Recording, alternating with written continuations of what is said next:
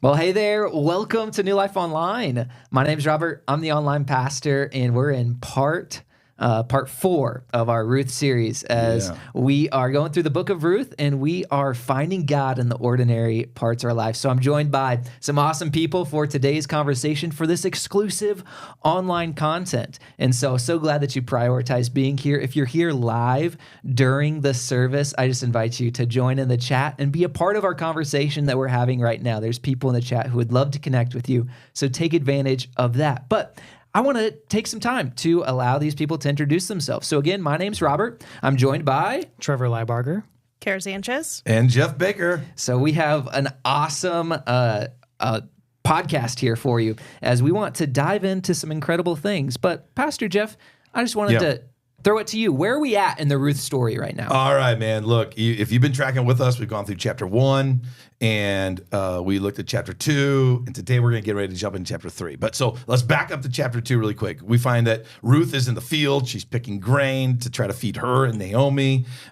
She runs into Boaz for the very first time. He's the guy who owns the land. She's not sure. She's going to get kicked off, but she finds out that he's kind, right? And then they end up going on their first date. And when I said that in the congregation, the whole congregation, they kind of like chuckled, they giggled like they were like junior hires again. Yeah, they're all middle schoolers on the inside. At least I am. Yeah, right. And everyone was like chuckling and everything. I thought it was hilarious. They went on the first date. Ruth is told like, hey, you can keep coming back here. You can pick grain all you want. And she gets to basically be a part of the crew. And then she discovers that Boaz is one of her family redeemers. Not the closest relative, but a family redeemer. Kara, help everybody understand. What is a family redeemer? Yes, someone in the family line who steps in during tragedy or situations to provide, in this day, take care of them, buy land, marry them. Yeah. So they came along, and in this situation, you got Naomi. She's now widowed because Elimelech, that's just a fun name to say, right? Elimelech. He dies, and then their 2 sons die, which one of them was married to Ruth. And so you got these 2 widows, and they're living together, and they're trying to survive, and they're in Bethlehem. And Boaz is coming alongside, and he's going, hey, look, you pick up as much grain as you want. And remember, she gets the chance to pick up so much grain in one day that it fills a basket, and that basket equated to 2 weeks worth of like a salary. Okay, so he's really coming along, and he's helping out in whatever way that he can. And that's basically, Robert, where we find them. Yeah, and so in this next part of the Ruth story, what we're going to be looking at, kind of the big question we're going to dive into today is when and how do you take the relationship to the next level? So all of you people who are single, all you people who are dating, those people who are maybe looking, is it time to propose? Do we get married? Yeah. This is the episode for you. So to kick things off, let's start it off with a little bit of a funny note here. All right. In our lives, we all have people who are speaking into it. And sometimes we get good advice, sometimes we get bad advice. Right. Let's say there's someone that you're interested in and people are trying to give you well-intentioned advice. Sometimes it's good, sometimes it's bad. What's some of the advice that was maybe well-intended but maybe not quite right on the nose that you guys have experienced? I would say this right off the bat. What's that song? You better put a ring on it. Better put a ring There's on a it. dance. Bring out Beyonce already. Yeah, I don't even know who that is. Is it Beyonce? Queen Bee? Beyonce. Queen Bee? Okay. Yes. Single ladies. Well, I mean, I know got I rocked that song, and so there's no reason to chime in and say how good of a voice I have.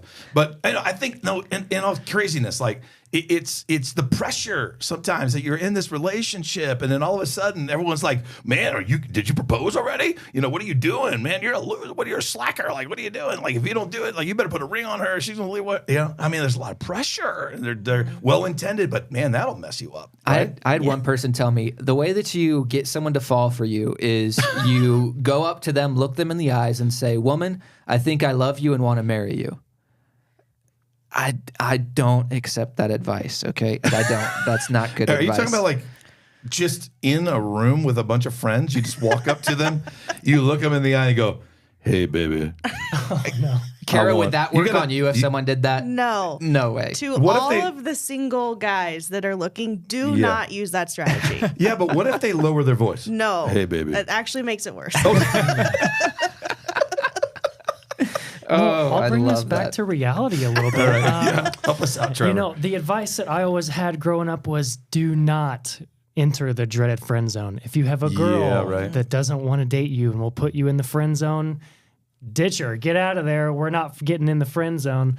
But the thing is the friend zone, if you actually want to like your spouse when you get down to that point, you actually have to be a friend. You actually have to start there. So yes, the friend zone can be frustrating, but it might actually be the best place to start because I was friend zoned and I'm married to her. So I got out of the friend zone. So friend zone, it's not all bad. So there's hope if you're in the friend zone. There's always hope, yeah. Man, that's okay. I love that. All right. Well, if you guys are just joining on, we are talking about the book of Ruth, and we're looking at chapter 3 today, and we're really speaking to those of you who are in the spot where you're saying, okay, I'm in a relationship, or there's this person that I'm interested in, and I think I want to take the relationship to the next level. Maybe we've been hanging out, movies, dinner, events, things like that. We're going to be diving into some of the questions that you have. How do we take it to the next level? How do we make it official? When are we boyfriend and girlfriend? When do we introduce them to our family? That's a big move. Yeah. When do you take it to the next level and propose? Put a ring on it. So, with all of that being said, let's dive in to Ruth chapter 3. Let's start with the story. Let's do it. Let's do it. Take it away. Ruth chapter 3 opens up like this. One day, Naomi said to Ruth, "My daughter, it's time that I found a permanent home for you so that you will be provided for. Boaz is a close relative of ours, and he's been very kind by letting you gather grain with his young women." So Naomi, Ruth's mother-in-law, is sensing, hey, I think the time is now. She speaks into Ruth's life and says, I can see Boaz. I think he's interested in you. I think you're interested in him. I think it's time that you tell him how you feel. So I'd like to pose the question to the group here. What are you looking for to know now's the time to take the relationship to the next level? Okay, man. All right. Well, first off, let's just do this. Let's lay the ground rules. Okay. What do we mean by take it to the next level? Because when you think about it from a secular or worldly perspective, they might add some things in there that we don't really want to add in. Yep. Like as an example, there was a recent study that was done on 3,000 women, okay, in America. And it was done by the Institute for Family Studies. It was released on March 9th, 2023. Just new information. 3,000 women were surveyed, and they were asked the question, what is it? What are you looking for to take the relationship to the next level? Okay, so let's define what I'm talking about next level. Because for them, here's what they said. Number one, they went, here's what I'm looking for. Like, can we visit each other's families? That would be number one. Number two, which was like in a percentage way, just a couple of percent outside of that, they said, look, let's have sex. And once we have sex, I'll know if we should keep taking the relationship to the next level. Then they said, number three, let's move in together. Then I'll know if we should take it to the next level. Then they said, let's get married. Then after that, watch what happens. How do we know if we should keep taking it to the next level? Let's buy a house. And then we can take it to the next level. We can have children. All right. That's what the world is saying. And I think there's a lot of things screwed up in that, by the way. There's a lot of ungodliness in there. And there's a lot of selfishness in there. There's a lot of exploration in ways that are not going to benefit the relationship. And if you've taken this approach, you've probably found a lot of pain and hurt. So what am I saying? What are we talking about on a next level pursuit? We're talking specifically your friends now. How do I know when to take it to an official dating relationship? And then we're dating. How do I know when to take it to marriage? Okay, I think that's what we're talking about. Yeah. So let's back it up really quick and let's talk really fast about dating. All right, your friends. Okay, so many people, they could be all over in the stage of life. They could be an adolescent, they could be a college student, they could be a young adult, they could be someone in their 30s right now. How do I know I should actually take this to a dating relationship? I'm going to throw a couple things out there and I want to get you guys to feed in, okay? I think first off, you need godly character. You know, when you're friends and you're just hanging out in groups, that could be in a small group, you're hanging out at a youth group, You're hanging out with people at some church events or whatever. You're looking for godly character. Like, are they actually who they say they are? Or are they a Sunday Christian only, right? I think you're looking for integrity.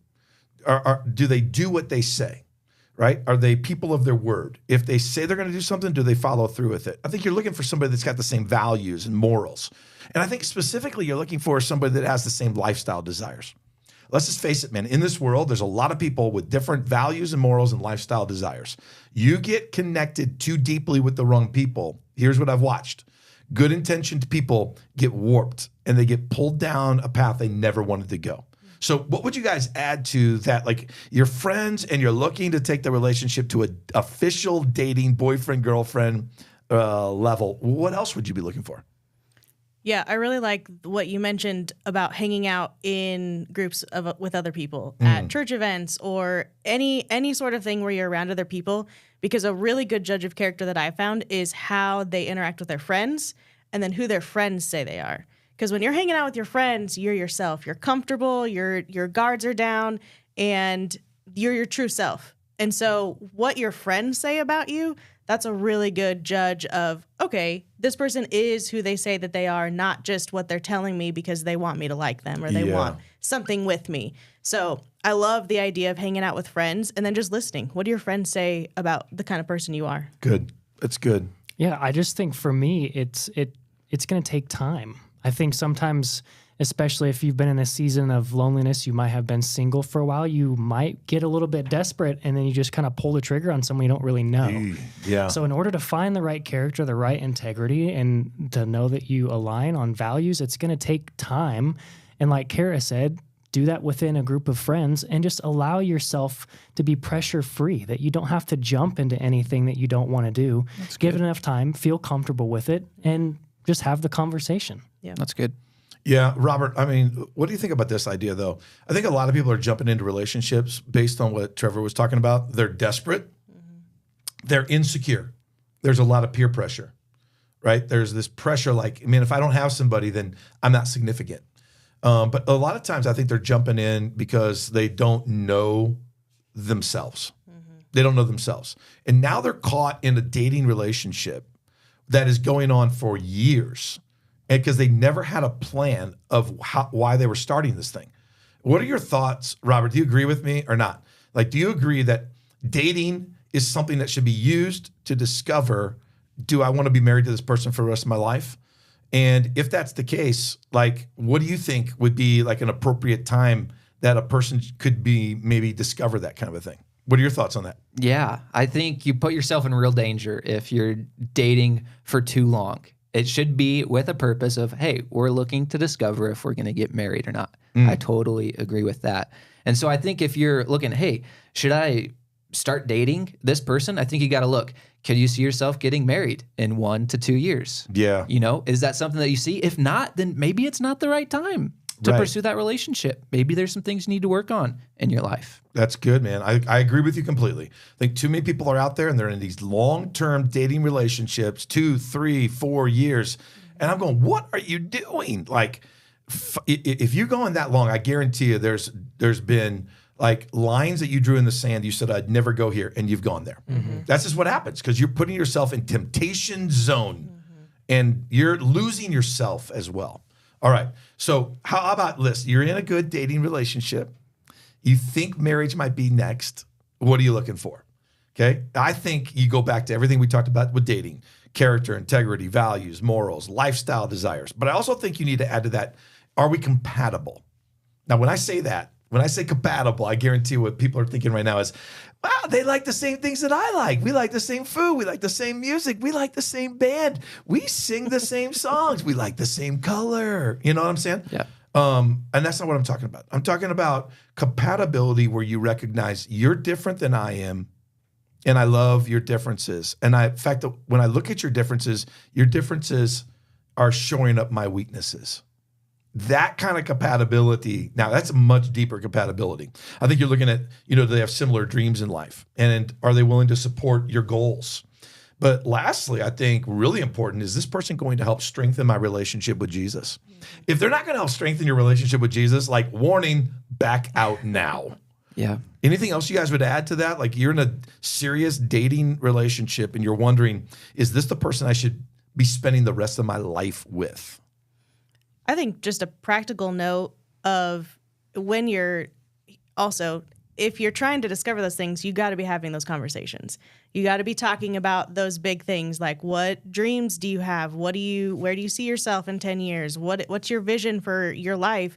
And you can't go into those conversations until you know what you want. Otherwise, you're just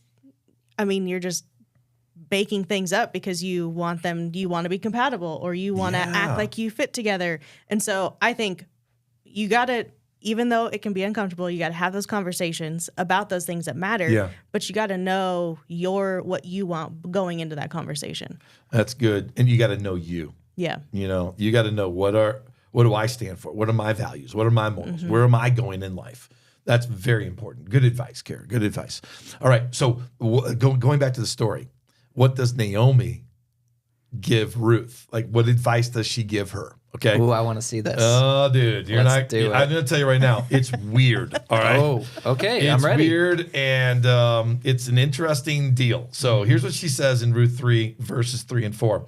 Now do as I tell you. Okay, Naomi says this to Ruth. Now do as I tell you. Take a bath, good start. Put on perfume, another good start. And dress in your nicest clothes. That's what every good mom is telling their child when they're going out on their first date, right? Yeah. You see what I'm saying? Taking it to the next level. All right, here's what she says, though. Go out to the threshing floor, or go out to the field where they're separating the grain from the shaft, okay? But don't let Boaz see you. So be sneaky, right? Until Boaz finishes eating his meal and drinking. Then she goes, be sure to notice where he lies down. Okay, now listen to this. You're not going to believe this. Then, Ruth, here's what I'm suggesting that you do.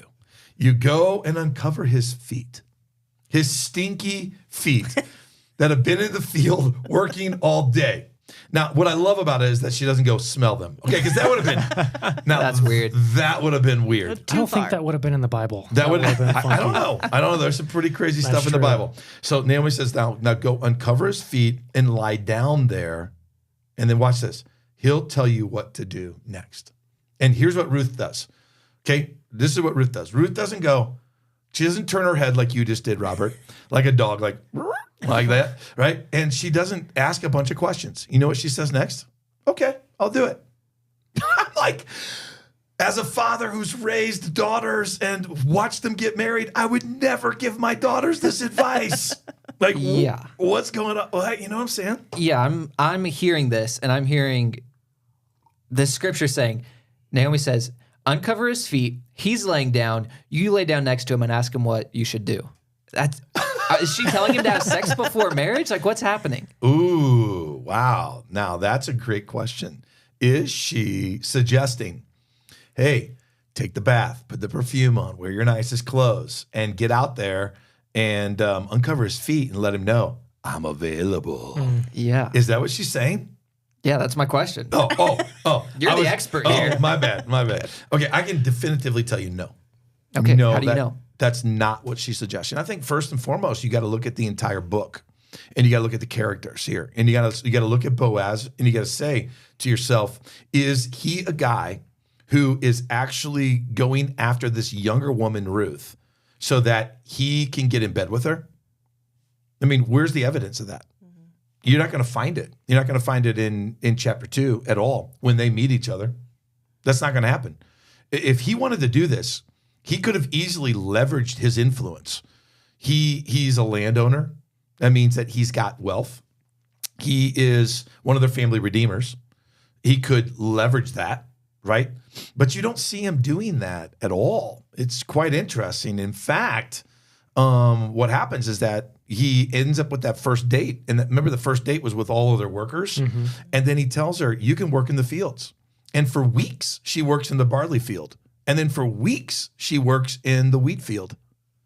And I just find that to be really interesting. Weeks go by, he doesn't do anything. Like, that's not, when a person's trying to have, sex, when an older man, in fact, in this situation, is going to try to have sex with Ruth and take advantage of her, you're not going to have all these weeks go by like that. So I think you look at a character. You look at Ruth's character.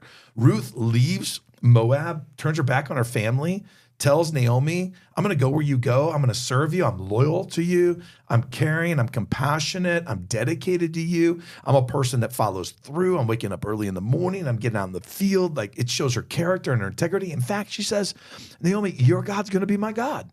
And Ruth is living a lifestyle that's actually promoting that.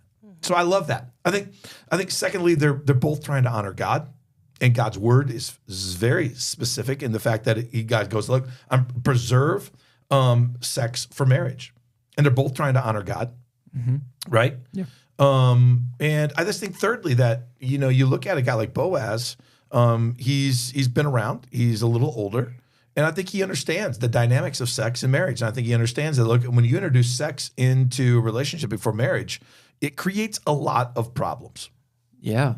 I'm reminded of a verse in Song of Solomon that says, don't awaken love before it's time. Song of Solomon 8:4. Promise me, a woman of Jerusalem, not to awaken love until the time is right. Yeah. And that there is talking about, having sex before marriage where it's the right time for that. So why does the Bible say that? Like, why is that advice that the church, that God gives to people? What happens when you awaken love before the time's right? Well, look, let's get brutally honest here, okay? And if anybody knows me, I'm very transparent. Kim and I, we met, I was 15, she was 17, all right? She was smoking hot, and she had a driver's license, and she had her own little Honda Civic, all right? And all of that kind of stuff was amazing at a 15-year-old, right? Yeah. And we got into a relationship and started having sex early. And then I always say it this way because I think it's appropriate. We got pregnant. Not that she got pregnant. We got pregnant. And our oldest daughter, Brittany, was coming along. I was still in high school. And so I know exactly why you don't want to introduce sex into a relationship before marriage. But it's not going to be for the reasons that you think. All right. First and foremost, what have I discovered? I discovered this, that you get blinded by sex and it warps your judgment. Immediately when we introduced sex into the relationship, my judgment started getting blurred. How I saw Kim started getting blurred. How she saw me started getting blurred. The decisions that we would make after that all started to degrade. Things that we would probably say we would never do, we did. We wanted to try to honor God. We were both teenagers in youth groups, but we weren't living that way. And so our judgment was getting warped because sex now became the driving force in the relationship. Let me tell you what else happened. Okay. I was too young to know this. So I hope people are listening to me right now. And I don't care if you're 30. I don't care if you're 13. I want you to hear me on this, that the minute you introduce sex into the relationship is when you stop true intimacy. People think that sex is intimacy, and sex is not intimacy when it's introduced in a premarital situation. And because true intimacy in a premarital relationship and post-marriage, after even getting married, is true intimacy is really built through communication. It's how I get to know you, how I get to know your heart. And the minute you introduce sex into a dating relationship, guys, I'm just going to tell you right now, communication stops. You're not going to find out hardly anything else about them that is really going to be important to know. Do I take this relationship to the next level or not? And I think that's the reason why people get married and they end up in divorce, right? They're getting into these relationships. It's all about sex. Mm-hmm. The other thing that I'm going to, let's go to the deep end of the pool for a minute. The minute you introduce sex into a relationship before marriage, here's what you're doing. You're making now the whole relationship me-centered. Wow. And here's the reason why. Because every time you get together, all you're thinking about is how you're going to get pleasure. You're not thinking about how you're going to, give them the best. You're thinking about how you're going to get the best. I know it's the deep end of the pool and it's awkward for some people to talk about. But when you do that, you're getting together and you're going, how is this going to benefit me? Now, the reason why God says preserve sex for marriage is this, that all during the dating relationship, you're figuring out how to put the other person first. How do I put you first? How do I please you? How do I make your day? How do I get to know you so that I can lift you up? I can encourage you. I can inspire you. Then when you introduce sex after marriage, you continue with sex being, how do I please you? How do I put you first? Okay, so when you introduce it beforehand, everything goes downhill. And a recent study in the Institute of Family Studies and it came out on March 6, 2023, said this, that if you have sex before marriage, you're 161% more likely to divorce compared to people who marry as virgins. Wow. So that's 2 to 3 times more likely when you introduce sex that your relationship, if it goes to marriage, is 161% more likely to end in divorce. I just don't think that's what people are looking for. But they're not thinking about these things. They're just getting in and they're thinking to themselves, if I don't have sex with them, then they're going to leave me and they're going to go to somebody else. And I'm telling you right now, if that's who you're dating, get out of that relationship. Wow. Okay? Are you tracking with me? Yeah, that's good. All right. That's good. All right, look, let's jump back to the story though. When we get back to the story, we find out that Naomi gives the advice to Ruth, and that Ruth actually follows the instructions Naomi gave her. Look at Ruth chapter 3, if you got your Bible with you, follow along with me in verse 7 through 8. That after Boaz had finished eating and drinking and was in good spirits, he lay down, at the far end of the pile of grain, and he went to sleep. Because what's he doing really? He's out there guarding the grain. Remember when we started in chapter 1, what was going on? There was a famine. Okay. And so now the famine's over. They've got all this grain. Boaz, the landowner, is going, no one's stealing my grain.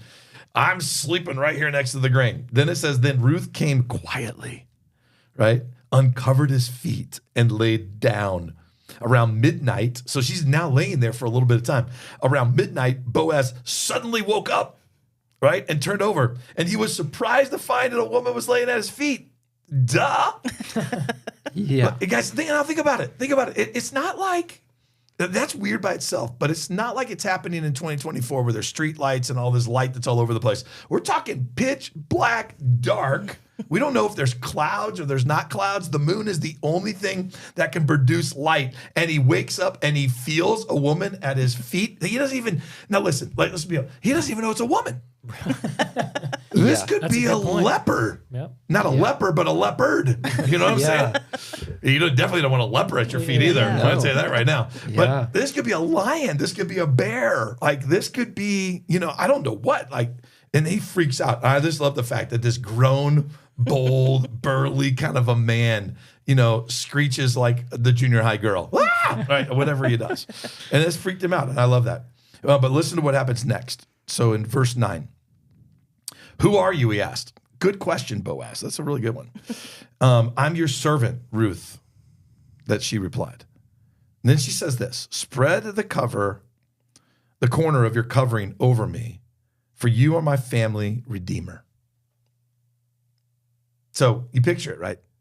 He's laying there. She's laying perpendicular at his feet. His feet are uncovered, stench and all. And when he finds out that it's her, she says, here's what I want you to do. Would you take the cover and would you pull it over me? I'm not cuddling up next to you. I'm going to lay here at your feet. Okay. There's no intimacy. There's no sex here that's going to happen. I'm laying at your feet. Would you put the cover over me? Like, what in the world just happened? What do you guys think that means? I just want to hear your thoughts on this. What do you think it means? What in the world just happened? It's some kind of signal of some kind. I don't know what it means, though. Maybe that's how girls communicate. I don't know. Women are sometimes they communicate in weird ways, and it's hard to tell. Maybe this is one of the things women do. I'm not sure. Yeah, I mean, I know back then they're culturally just so different. Yeah. Not even just the fact that it's thousands of years ago, but the fact that it's on the complete other side of the world from us. And so culturally, there's so many differences there. Where from us, Americans, this seems so weird, but to them, this is just a normal thing that was maybe part of the, do you want to date me? Do you want to marry me? Like maybe it's one of those asking precursor questions. Ooh, man, maybe you're right. Carrie, you got any bright ideas? I'm just thinking she's making herself available. She's letting him know, I'm interested. Okay. I'm here. Okay. All right. Well, you know what? You guys are correct. Back in that day, this whole idea of an actual physical cloth covering a woman from another man is a signal that I'm marrying you and I'm going to take care of you. I'm going to support you. You are mine. In fact, did you guys realize that even to this day in some Eastern cultures, they still do that as a part of the ceremony in marriage? That in the ceremony, they'll take kind of a thin cloth and they will cover them, signifying that I'm marrying you, you're mine, I'm going to take care of you.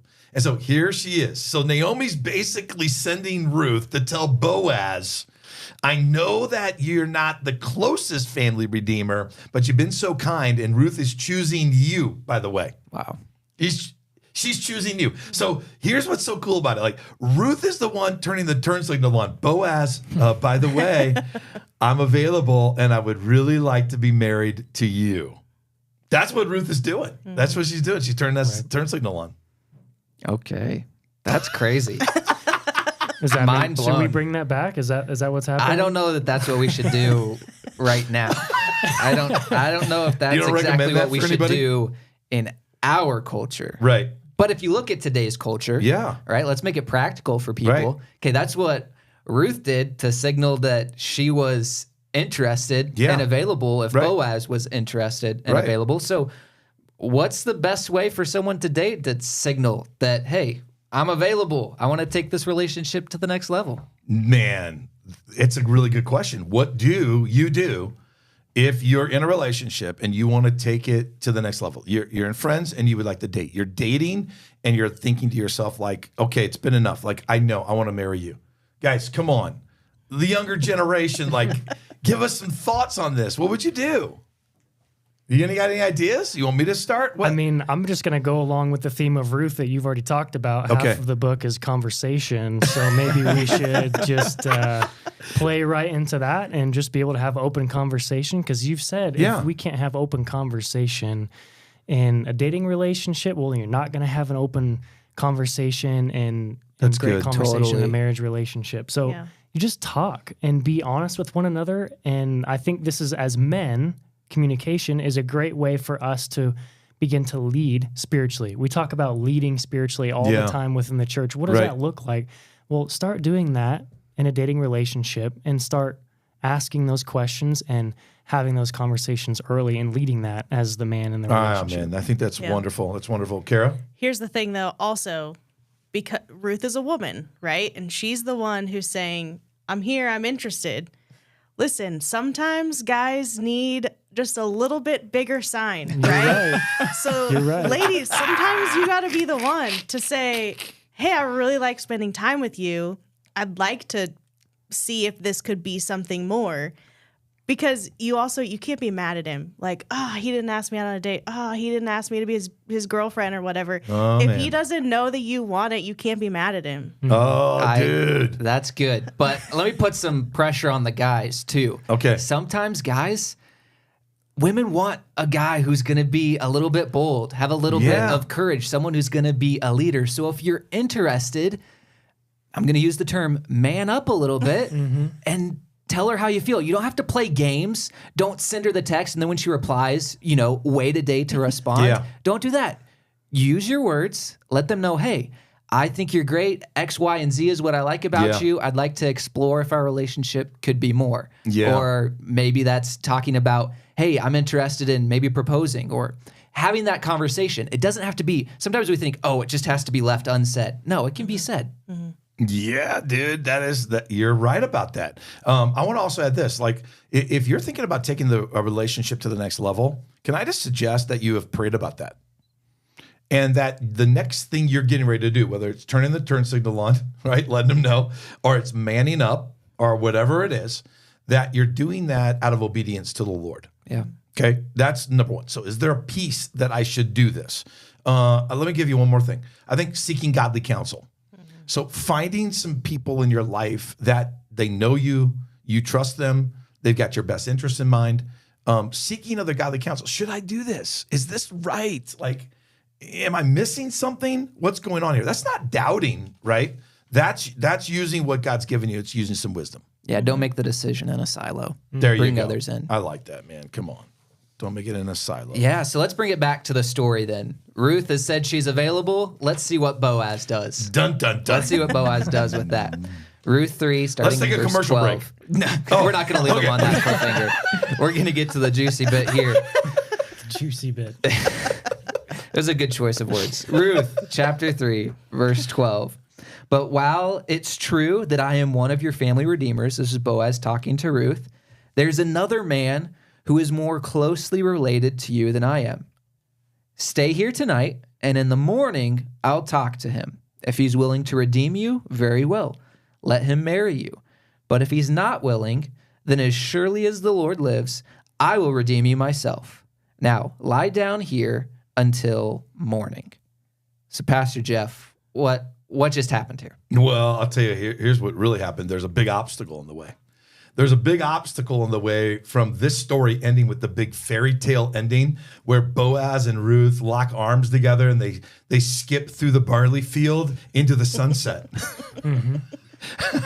And the trail, the credits roll, and everyone sits around waiting for like the next little clip to see if there's a part 2, right? There's a big obstacle. And this tells you now why, if I can use your words, it tells you why Boaz hasn't manned up. It gives it to you. It tells you, like, Boaz already knows he is not the next in line. And it goes back to what I was talking about last week, on Sunday, that Boaz is showing kindness even though he didn't have to. He's not legally bound to do any of the things that he's doing for Ruth. And I think it goes back again. So you ask me, like, well, how do you know they're not having sex? Well, because Boaz right here is already knowing. He's going like, I'm not the next in line. There's someone else. And when you discover this, I am a man of godly character, and I don't want to be the one who has screwed it all up. I'm trying to honor God. Like all the pieces start to come together right here. And I think what you're going to discover, if I can just kind of like tell you, you're going to want to be here on Sunday to hear where we're going next, because Boaz definitely mans up. Yeah. All right. You're definitely going to want to hear that. So Ruth goes, I'm all in. And I think she does that, just like Kara, you talked about. And then you start to see some things about Boaz. You start to see his character start to come out here. You start to see, okay, Boaz is not desperate. He's not been a desperate guy. Boaz is an honoring man. He's been honoring both tradition. He's been honoring Ruth the entire time in ways that she didn't even know. In fact, he's been protecting her in ways that she didn't know. He's been looking out for her. He's been providing for her, allowing her to kind of mature, grow up a little bit, discover all of the pieces so that he doesn't take advantage of her. He wants her to have all of the pieces. He wants her to know everything so that when she's making a choice and she's choosing him, she's doing that out of complete maturity, right? Boaz continues to show his godly character. I think Boaz also continues to prove, like we talked about last week, Boaz is a keeper. Yeah. This dude proves it. He is a keeper. Yeah, so if this is a chick flick that we're watching right now, this is the part of the story where you're like, okay, there's this person, and I want them to be together, but then there's this big plot point of something that has to be overcome. And so true. That's where the chick flick starts to get good. Yeah. But that part is coming on Sunday. So you guys need to join back for part 5 to find out what happens. Here we go. It's going to be so good. It's going to be so good. So in wrapping up, what are the lessons so far that we're learning from Ruth, from the book of Ruth? Help us. What have we learned so far? What are we learning from the book of Ruth? Well, I think in just a practical way, if you put yourself in the right place, you increase your odds to meet the right person. So that's what Ruth did. Ruth had a choice as a widow. Am I going to go sell my body in sex? Am I going to go stand on the street corner and beg? Instead, she decides, no, I'm going to do what's honorable. And I'm going to get out there and I'm going to work. Mm-hmm. And she puts herself in the field. And God directs that. God takes that good intention. I'm going to do the opposite of what's easy or cheap, right? Or what's allowable. I'm going to go against the grain. I'm going to go after a godly character. I'm going to put myself in the field. God directs her to Boaz's field where she meets Boaz. That's not by accident. God directed those steps. I think sometimes you got to put yourself in the right place. What would be the right place? Church. Yep. Life group. Somewhere where you're volunteering, serving. Let me tell you one big spiritual place. The lobby. Whoa. Be at church early. Don't leave church before it's done. Hang out in the lobby. Meet people. Talk to people. Talk to people. Wow. All right, that's one thing. I think that's a lesson we're learning. What else? I think what stands out to me is the idea that Ruth, we talked about how her and Boaz both want something that honors God. This is what they want. And so Ruth does what she needs to in the moment to honor God. And then I think you mentioned it on Sunday that there were weeks that went by from their first date to then what next happened. Yep. And I think in today's society, we can get we got to do this week and next month's got to be a next milestone. But sometimes you just gotta, we've talked about it here, Trevor, I think you said it. Sometimes things just take time. Be who God wants, honor God today with what you're doing, and then watch him lead those next steps. Wow. Yeah, that's a good one. I think sometimes you also have to go after what you want, Speaking to the guys again, if there's someone that you're interested and it seems right to you, to the Lord, and to the godly counsel, use your words. Put yourself out there. Yep. What's the worst thing that can happen? Yep. They say no, and you'll still be alive. Yep. Go lay at somebody's feet. No, don't do that. Oh, okay. Don't do that. Okay. I didn't think I would Right. have to say that, but no, don't do that. Don't do that. Anything else? Yeah, I love watching Boaz throughout this whole thing because, again, he's not closest in line. Yep. So he could have just completely distanced himself and not done any of the things for her. He could have just brushed her off. Yep. I think what I get from the fact that Boaz's character is speaking so much is that sometimes either guys and girls can say, where are all these good Christian people at? Where's my hubby? Where's that guy or that gal who is loving Jesus? They're around. Yeah. But it's going to take an intentionality out of us to go find them. They don't just happen. These situations don't just happen. Go get in a life group. Yep.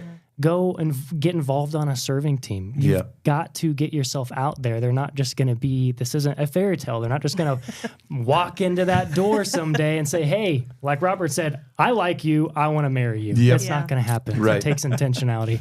So I just love watching Boaz's character throughout the whole story. That's great, man. I think one last lesson, you were kind of tapping on it, Kara, would be this, that if you want a marriage or a relationship that honors God in the future, then you got to live a life that honors God today. I think that's what we see these guys doing. They're setting themselves up for a beautiful, beautiful picture in the future. And what do we know about their future? They end up getting married. They end up having a son named Obed. Okay, that son grows up and has a son, and his name is Jesse. And Jesse grows up and has some boys. And the youngest of those boys is a guy by the name of David, who becomes King David. Okay, the greatest king Israel's ever seen. And in the lineage of King David, you keep going down the line, and then all of a sudden, Jesus is born. Right? So that's exactly what they're doing here. If you want a relationship that's going to honor God in the future, you have to honor God today. And they're both honoring God today. And we get a snapshot into their future because we already see it because it's already happened. And yes, it's true. God honors their future. That's so good.